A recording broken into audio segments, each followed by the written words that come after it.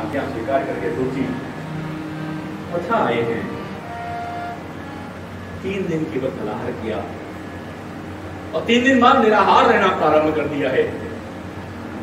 1 माह तक यही क्रम चला है।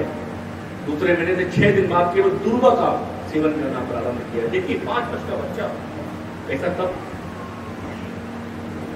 और तीसरे माह से केवल कठोर तप करने लगे। 9 दिन में केवल 1 बार यमुना जी का जल पीते हैं। कठोर तप किया है। चौथा महीना लगा। 12 दिनों में केवल 1 दिन वायु का आहार करते हैं। एक छोटा सा बालक नारद जी, देखिए नारद जी कोई साधारण ऋषि नहीं है। आप प्रत्येक कथा, प्रत्येक वेद पुराण उठाकर देख लीजिए। नारद जी ने जिसके ऊपर शीश पर हाथ रख दिया है, जिसको दीक्षा दी है, जिसको गुरुमंत्र दिया है, उसको परमात्मा की प्राप्ति होना बिल्कुल सुनिश्चित हो जाती है। इसको दिया नहीं। हम आज की कथा व्यासों ने अपने विचारों ने नारद जी को मजाक का पात्र बना दिया। स्वयं जगत जननी मां सती के, मां पार्वती के गुरु नारद जी हैं। नारद जी मजाक का पात्र नहीं है, परम गुरु हैं, गुरुओं के गुरु हैं। नारद जी जहां जाते हैं, बैकुंठ में जाते हैं, भगवान स्वयं उठकर उनका स्वागत करते हैं। तो नारद जी ने ध्रुव को दिया, प्रहलाद को दिया, सबको परमात्मा की प्राप्ति हुई। छोटे बालक को दीक्षा दी है।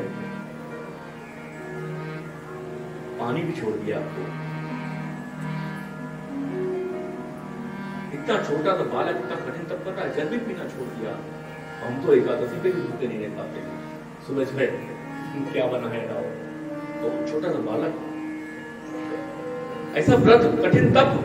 और जब 5वां महीना आया है तो ध्रुव जी ने ऐसा प्राणायाम किया है, ऐसी वायु को अवरुद्ध कर दिया जैसा वायु को खींचा है। पूरी संसार की वायु अवरुद्ध हो गई है। त्राही मच गई त्रिलोक में, हाहाकार मच गया। देवतागण दौड़े श्री हरि नारायण की शरण। कहा भगवान का क्रोध अवतार जिस कारण से हुआ है, जिस बालक के कारण हुआ है, वह बालक ही चाहे तो भगवान का क्रोध शांत हो सकता है। पहुंचे ध्रुव, प्रहलाद जी से कहा प्रहलाद जी आप ही जाओ। प्रहलाद जी पहुंचे और ब्रह्मा जी जैसे उपाय बता रहे हैं। ब्रह्मा जी को ढूंढ के देखा कि पहले तो तरह तरह के वरदान दे देते हो और फिर उपाय बताते क्या करूं। क्रोध में ब्रह्मा जी भी डर रहे हैं, कब रहे हैं। प्रहलाद एक छोटा सा बालक गया, सहजता से गोद में बैठ गया प्रभु के। प्रभु ने पूछा प्रहलाद तुझे डर नहीं लगता?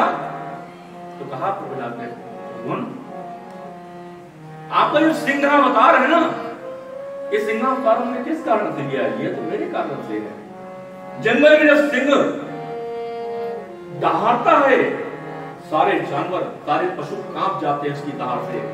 परंतु वहीं खेलता हुआ छोटा सा शावक सिंह का उस दहाड़ के बीच भी सिंह की पीठ पर चढ़कर बैठ के खेलता है। उसको भय नहीं लगता। मुझे काहे का भय? ये रूप तो आपका मेरे लिए लिया है, आप तो मेरे पिता हैं और पिता से पुत्र को काहे का भय? गोद में बैठ गए हैं। दर्शन कीजिए उस झांकी का। भगवान उनको जीभ से चाट रहे हैं, लाड़ कर दुलार कर रहे हैं। पुत्र है। जब गाय अपने बछड़े को दुलार करती है, लाड़ती है, तो जीभ से चाटती है ना। सिंह का अवतार है, पुष्प का अवतार है, जीभ से चाट रहे हैं। भगवान के देखिए उल्टा है। उस बालक को कुछ भी आभास नहीं है। प्रभु रो रहे हैं, आंखों से, नेत्रों से आंसू बह रहे हैं, क्षमा मांग रहे हैं अपने पुत्र से। मेरा बालक तू कितना कोमल है, मेरे लिए तूने कितने अत्याचार सहे, क्षमा कर दे पुत्र, मुझे आने में बहुत देर हो गई। बार बार प्रभु उसकी शीश पर हाथ फेर रहे हैं, क्षमा मांग रहे हैं, बैठे हैं। क्रोध शांत हुआ। किसी ने पूछा प्रभु आपको भी क्या कुर्सी का मोह है? आपने देही पर मारा राक्षस राज को, वो आप सिंहासन पर बैठे हैं, क्या सिंहासन चाहिए? आपको भी कुर्सी अच्छी लगती है? कहा नहीं, ऐसा नहीं है। इस सिंहासन पर मेरा पुत्र विराजमान होने वाला है, बैठने वाला है। और जिस सिंहासन दुष्ट ने राज किया है इतने वर्षों तक, और मेरा धर्मात्मा पुत्र अब सिंहासन बैठेगा। इसलिए मैं सिंहासन पर बैठकर अपने पुत्र के लिए, धर्मात्मा पुत्र के लिए सिंहासन पवित्र कर रहा हूं। पवित्र करने के लिए सिंहासन पर